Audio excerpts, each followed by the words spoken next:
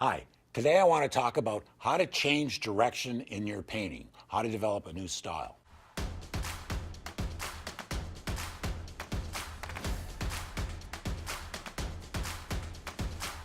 Hello everyone, my name is Mike Svob and welcome to my channel.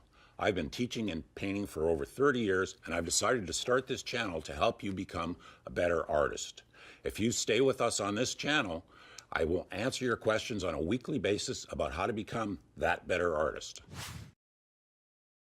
To change direction in your painting, I'm going to give you the answer that I always give in workshops and stuff. And I have people come up to me in workshops or painters all the time and they say to me, I don't like what I've been doing. I've been doing this for years. I do it over and over again, and every time it turns out bad. And I'd say, do you know Einstein's definition of an idiot? An idiot is somebody who does the same thing over and over and expects a different result.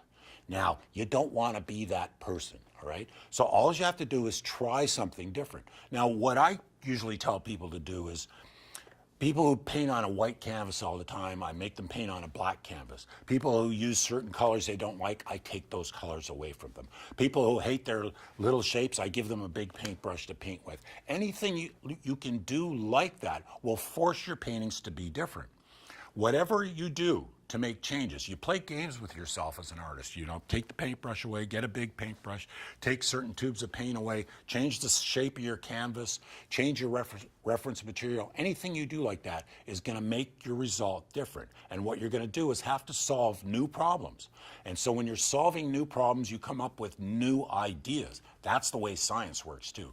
They try to solve problems and you come up with new solutions. And if you come up with a good solution, you can say, that's my way, and that becomes your style. Other people will see it. I hope you found this information useful. And I have a handout called How to Fix Your Painting, and you can get it by clicking on the link below. And thank you for watching.